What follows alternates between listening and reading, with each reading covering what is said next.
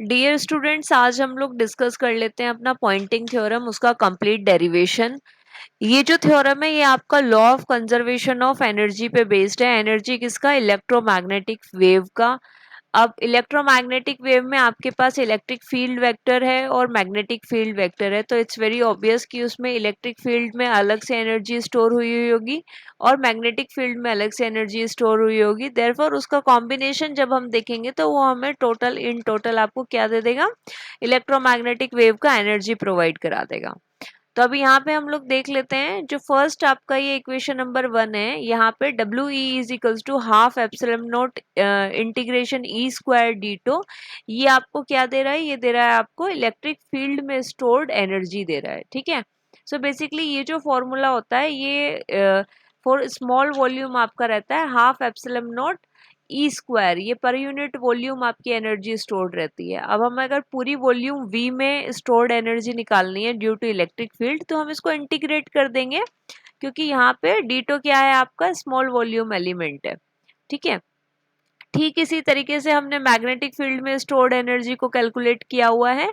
So magnetic field में stored energy होती है 1/2 mu naught B square ditto का इंटीग्रेशन। दैट इज, पहले स्मॉल वॉल्यूम के लिए आपने निकाल लिया एनर्जी, तो स्मॉल वॉल्यूम के लिए कितनी है? 1/2 mu naught B square ditto. और कंप्लीट वॉल्यूम वी पे अगर आपको निकालना है, इसको कंप्लीट वॉल्यूम वी के अंदर कितनी एनर्जी स्टोर्ड है वो निकालने के लिए आप क्या करेंगे? इंटीग्रेट कर देंगे ओवर द वॉल्यूम वी। ठीक है, तो ये हमने दोनों फील्ड्स में एनर्जी आपका निकाल लिया, इलेक्ट्रिक फील्ड में भी और मैग्नेटिक फील्ड में भी। अब हम क्या करेंगे? इसको सिंपली ऐड कर देंगे और ऐड करके हमको क्या मिल जाएगा? हमको मिल जाएगा total energy stored in electromagnetic wave. ठीक है, तो टोटल एनर्जी स्टोर्ड कितनी हो गई आपकी? Half epsilon not E square B square by mu not. अब आप यहाँ पे देखिए, जो half epsilon not E square है ये क्या है? इलेक्ट्रिक फील्ड में स्टोर्ड एनर्जी, जो मैंने आपको यहाँ पे बताया था, ये रहा half epsilon not E square. ठीक है, जो सेकेंड टर्म है आपकी B square by mu not, ये आपका क्या है? ये है मैग्नेटिक फील्ड में स्टोर्ड एनर्जी, जो आपको इक्वेशन नंबर 2 में यहाँ पे मैंने आपको बताई थी 1/2 म्यू नॉट बी स्क्वायर। ठीक है, इन दोनों को ऐड कर दिया, टोटल एनर्जी आपकी निकल गई इलेक्ट्रोमैग्नेटिक वेव में, जो उसमें स्टोर्ड है। क्या है? उसमें स्टोर्ड है। किसमें स्टोर्ड है? इलेक्ट्रोमैग्नेटिक वेव के अंदर। अब हम ऐसा करेंगे, हम मान लेते हैं कि जो हमारी इलेक्ट्रोमैग्नेटिक वेव है वो किसी वॉल्यूम वी में कुछ चार्ज है आपके क्यू, टोटल चार्ज क्यू है आपका, और वो छोटे छोटे चार्जेस से मिलकर के बना है। तो सपोज उस वॉल्यूम वी में क्यू चार्ज पे काम कर रही है वो इलेक्ट्रोमैग्नेटिक वेव। अब इलेक्ट्रोमैग्नेटिक वेव अगर क्यू चार्ज पे काम कर रही है तो उसकी कुछ एनर्जी वहां पे खर्च होगी, तो हम उसको कैलकुलेट कर पाएंगे कैसे? फोर्स इनटू डिस्टेंस, क्योंकि आप लोग जानते हो वर्क क्या होता है? फोर्स इनटू डिस्टेंस ही होता है। ठीक है, तो यहाँ पे भी हम सेम चीज अप्लाई करेंगे, force into distance is equals to work done. अब चूंकि यहाँ पे आपका इलेक्ट्रिक एंड मैग्नेटिक फील्ड दोनों है, देयरफॉर जो फोर्स होगी वो आपकी लोरेंट्ज फोर्स होगी। ठीक है, तो यहाँ पे लोरेंट्ज फोर्स आप अप्लाई करेंगे Q into E plus V cross B. अब यहाँ पे ये सारे फैक्टर्स क्या क्या हैं आपके? E है आपका इलेक्ट्रिक फील्ड, V क्या है आपका? वेलोसिटी, B क्या है आपका? मैग्नेटिक फील्ड, और Q क्या है आपका? चार्ज। ठीक है, V is again velocity. If अगर ये आपको नहीं समझ में आया तो यहाँ पे लिख देते हैं कि V क्या है आपका? यहाँ पे वेलोसिटी है। ठीक है, अब इसमें आप देखिए कि Q E plus V cross B dot V आपका बन जाएगा Q E dot V D T. ये कैसे बन जाएगा? ये आप देखिएगा यहाँ पे कि जो v क्रॉस b है, ये जो रिजल्टेंट वेक्टर देगा ये वो वेक्टर देगा जो e के भी परपेंडिकुलर होगी और b के भी परपेंडिकुलर होगी। ठीक है, यानी कि v क्रॉस b जो वेक्टर है वो v के परपेंडिकुलर होगी, यानी v क्रॉस b का v के साथ एंगल कितना आ जाएगा? 90 डिग्री। तो ये डॉट प्रोडक्ट है आपका, तो cos 90 कितना हो जाएगा? cos 90 is 0। देयरफॉर जो प्रोडक्ट आपका यहां से निकलेगा इन दोनों के मिलन से, ये आपका बन जाएगा 0। तो आपका क्या बच जाएगा? सिर्फ क्यू ई डॉट वी। ठीक है, समझ में आया? क्यू ई डॉट वी कैसे बन गया आपका, देयरफॉर आपका क्या आ गया, d W by D T, ये आपका डी डब्ल्यू इधर था ही और ये डी टी को हम इधर ले आए, तो D W by D T is equals to Q E dot V. ठीक है, अब ये D W by D T is variation of work with respect to time, या वर्क डन क्या है, ये किसके द्वारा किया गया काम है, ईएम के द्वारा किया गया काम है। अब यहीं से जो वर्क डन है, यहीं से आपका law of conservation of energy में हम इसको कन्वर्ट कर देंगे धीमे धीमे कैलकुलेशन करके। अब देखिएगा आप, d W by D T is equals to Q E dot v आ गया। अब यहाँ पे क्यू को लिख देंगे आप रो इंटू डीटो, रो क्या है, charge per unit volume, ditto क्या है, स्मॉल वॉल्यूम, तो चार्ज पर यूनिट वॉल्यूम को स्मॉल वॉल्यूम से मल्टीप्लाई करेंगे तो आपका चार्ज आ जाएगा, ये रहा चार्ज है आपका, E as it is dot V, V is the velocity. अब इसके बाद देखिएगा हम इसको फर्दर J में कैसे कनेक्ट कर देते हैं, J is your current density. ठीक है, तो J में देखिएगा आप इसको कैसे कन्वर्ट किया हमने, Q को तो हमने रो डीटो लिख दिया था, रो इंटू वी को हमने यहाँ पे J लिख दिया। ठीक है, अब रो इंटू वी को आप J कैसे लिखेंगे, ये है आपका चार्ज पर यूनिट वॉल्यूम, ये है आपका वेलोसिटी, इन दोनों की डायमेंशंस को जब आप मल्टीप्लाई करके देखेंगे तो आपको डायमेंशन मिलेगा करंट डेंसिटी का, इसलिए हमने रो इंटू वी को लिख दिया J। ठीक है, तो देयरफॉर आपका जो पिछले वाले स्लाइड में मैंने आपको इक्वेशन दिखाया था, ये D W by D T is equals to rho D tau E dot V, ये क्या बन जाएगा आपका, D W by D T is equals to, ये बन गया आपका integration over the volume we E dot J D tau. ठीक है, अब यहाँ से क्या करेंगे, जो J की वैल्यू है ये कहाँ से मिल जाएगी आपको, मैक्सवेल की फोर्थ इक्वेशन से।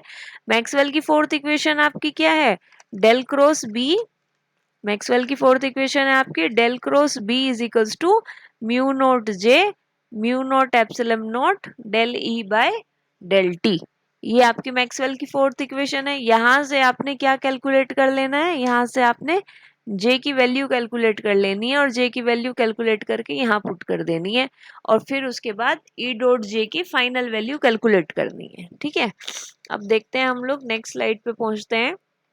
तो फोर्थ इक्वेशन से J की वैल्यू क्या आ गई, 1 by mu naught del cross B minus epsilon naught del E by del t. ठीक है, अब E डॉट J निकालना था हमें, तो E का डॉट प्रोडक्ट ले लीजिए आप दोनों साइड, इधर की साइड भी और इधर की साइड भी, डॉट प्रोडक्ट लेंगे तो क्या आ जाएगा, 1 by mu not E dot del cross B minus epsilon naught E dot del E by del t.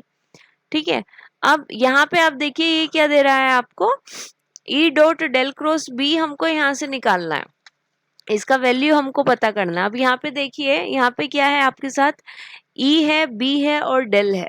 ठीक है, अब आपको समहाउ कुछ इस तरीके से इसकी वैल्यू निकालनी है कि इसमें कोई और टर्म एंटर ना करे। तो हम देखते हैं कि जब हम divergence of E cross B निकालते हैं, जो आपकी ई क्रॉस बी वेक्टर है उसका डाइवर्जेंस कैलकुलेट करते हैं, तो वो इक्वल टू होता है आपका B dot del cross E minus E dot del cross B. अब डेल क्रॉस ई की वैल्यू क्या होती है, minus del B by del t, और ये E dot del cross B की तो वैल्यू हमको पता करनी ही थी, हमें चाहिए थी। ठीक है, और ये del dot E cross B क्या दे रहा है, अब इसको देखिए, ई क्रॉस बी आपको प्रोपगेशन वेक्टर की डायरेक्शन दे रहा है, राइट, क्योंकि आप जानते हैं कि इलेक्ट्रोमैग्नेटिक फील्ड में जो के होगा वो परपेंडिकुलर होगा to the both E and B, therefore E cross B की जो डायरेक्शन होगी वो वही होगी जो प्रोपगेशन वेक्टर की होगी। और अगर हम प्रोपगेशन वेक्टर के साथ इसका डाइवर्जेंस निकाल लें तो इट्स वेरी ऑब्वियस कि आपको क्या पता चल जाएगा कि प्रोपगेशन वेक्टर के डायरेक्शन में फ्लो कितना हो रहा है, किस तरीके से फैलाव हो रहा है ना, डाइवर्जेंस इज फैलाव, right.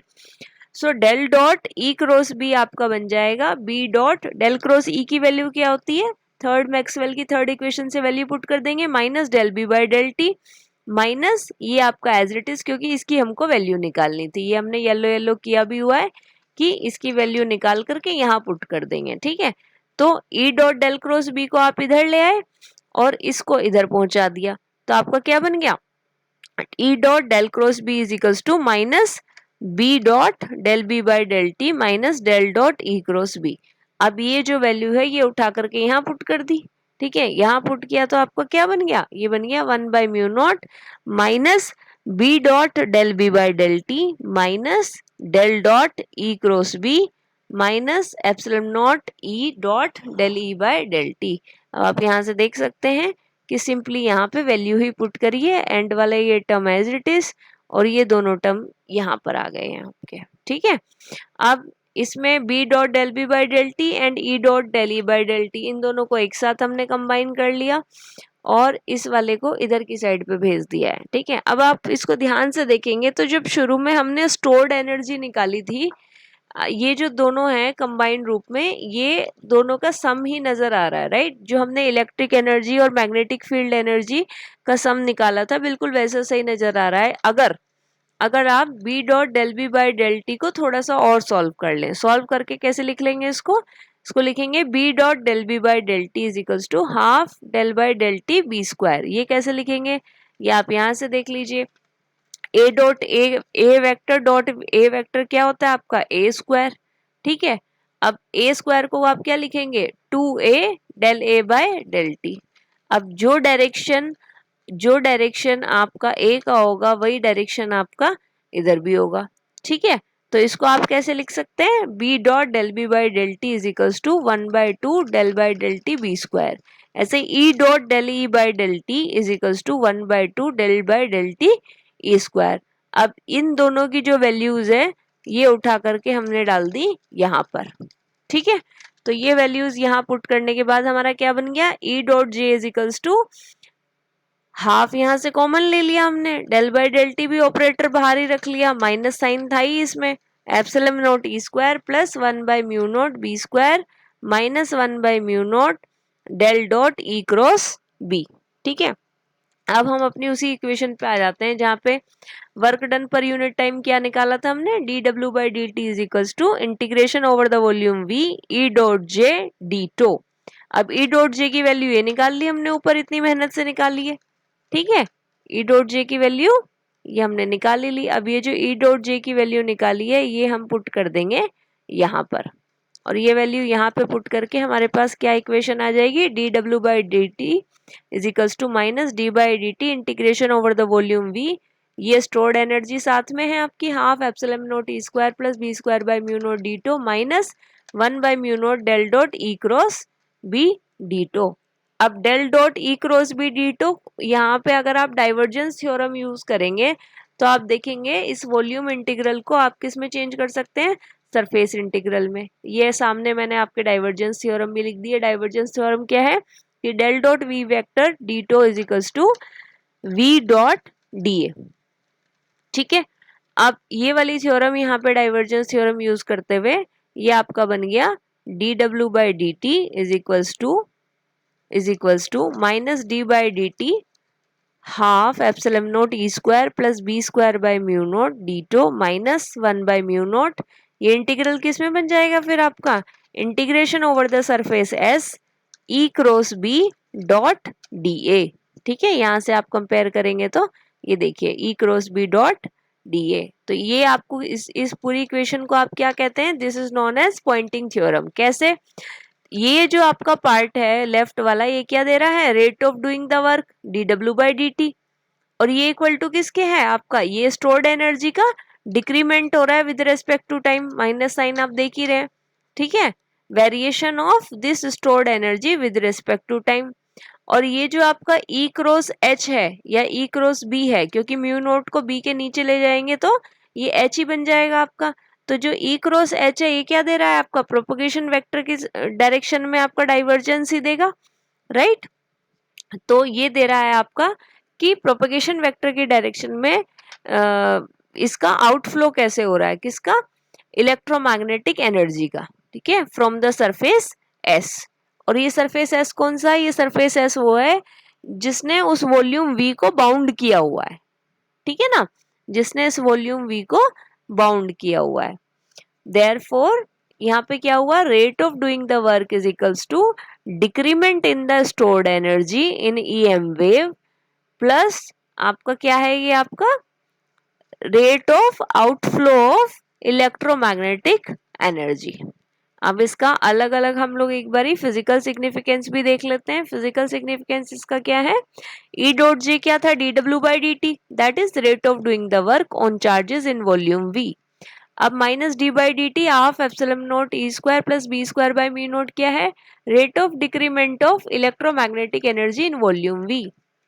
E cross H dot D A क्या है, ई क्रॉस एच क्या है आपका, प्रोपगेशन वेक्टर की डायरेक्शन में देगा, तो वहीं से आप इसको लिख दीजिए, rate of outflow of electromagnetic energy from the surface S bounding the volume we. ठीक है, अब यहाँ पे जो एस था ये इस पूरे इक्वेशन में, ये जो है आपका ई क्रॉस बी या ई क्रॉस एच जो भी आप इसे कहें, ये क्या है, S is equals to 1 by mu not E cross B को आप क्या कहेंगे, पॉइंटिंग वेक्टर। इसको इसको बोलते हैं पॉइंटिंग वेक्टर। ये आपका 1 मार्क या 2 मार्क में क्वेश्चन पूछ भी लिया जाता है। और इस पॉइंटिंग वेक्टर की डेफिनेशन कुछ इस तरीके से हो जाएगी, the energy per unit time per unit area transported by the field is called Poynting vector S. अब एनर्जी पर यूनिट टाइम को आप क्या लिख सकते हैं, पावर, तो इसको हम ये भी कह सकते हैं कि power per unit area transported by the electromagnetic fields is called Poynting vector. तो ये आपका यहाँ पे पॉइंटिंग वेक्टर का जो पूरा या पॉइंटिंग थ्योरम का जो पूरा डेरिवेशन है वो कंप्लीट हो जाता है with its physical significance. I hope आपको ये समझ में आया हो, और आपकी अगर कोई और क्वेरी बच जाती है तो आप मुझे प्लीज कमेंट सेक्शन में बता सकते हैं। I will try to solve it. Thank you, all the best.